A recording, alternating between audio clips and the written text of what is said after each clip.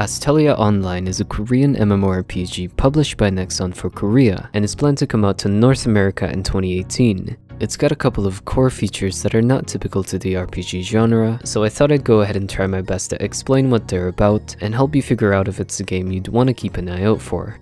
The core gameplay feature of Astellia that makes it a bit different from the typical Korean MMO is the monster card system, in which you collect and combine cards to call forth powerful companions into battle to fight with you. These summons are critical parts of gameplay because they determine the combat style of your character through buffs and how each one will assist in battle. There's roughly 30 different card summonings ranging from crowd controls, tanks, debuffers, buffers, healers, and more. They're categorized into Guardians and Servants, Guardians being more powerful but are only able to be out for a few minutes as opposed to being out indefinitely like the Servants. They all have exclusive skills that they're able to learn and improve as you level them up. Your progression in the game relies not only on your character's level and gear, but also the levels and skills of your companions. And to note, the companions are based off of Constellations, which is why they're called Astells, and why the game is named Astellia. The game has 5 primary classes to pick from: the Warrior for melee tank, the Scholar for support, and the Archer, the Rogue, and the Mage for damage. Every class can also choose to upgrade between 4 advanced classes for each one, making a total of 25 classes in the entire game. The combat is tap target, with a few skills, at least from what I can remember, resembling Bless Online. From what I can tell, the combat doesn't look all that impressive, but I'll have Stepper's dungeon video playing so you can make that judgment on your own.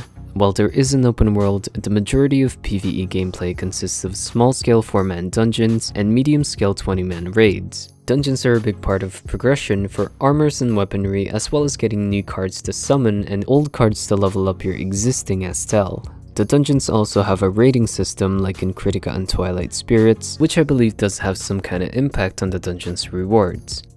Aside from dungeons, Astellia offers a story with lots of cinematic cutscenes for its leveling progression.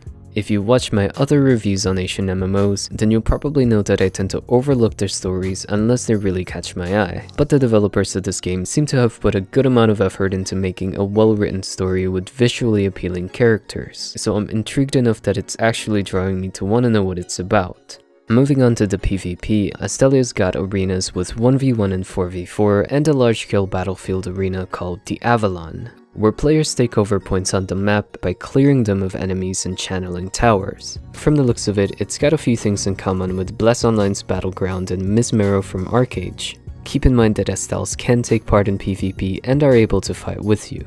If you're into medium to large scale group-based PvP and doing lots of dungeons with chibi companions, Astellia might be the game for you. While the game offers new things to the MMORPG genre, personally I'm not sure if the whole summoning non-player AI pets is something I'm happy to see in an MMO in 2017. Just because it's different from the usual doesn't always mean it's improving anything. A lot of the other features like the user interface and the combat look pretty old school, which is kind of a nicer way to say generic, so we'll have to see if the Astell companion system can pull a lot of the weight. With that being said, I do want to say that I will still be checking out this game when it hits open beta because a few of its PvP features resemble Bless and Arcade, 2 games I really enjoyed PvP in. I mean, it could still surprise me and the PvE might be super awesome, so of course I'll keep an open mind when I play and do an actual review of the game in the future. In the meantime, I did do a review on another Asian MMO a few days ago called The Mythical Realm 2, so do check that out if you'd like. It also looks like I'll be able to get on and check out Crowfall this weekend, so look forward to my impressions of that in the coming days if I'm able to really get on it. If you'd like to support my content and help me dedicate more time into making these type of review videos, do consider becoming my patron on Patreon. Thank you for watching and I hope to see you again in the next video.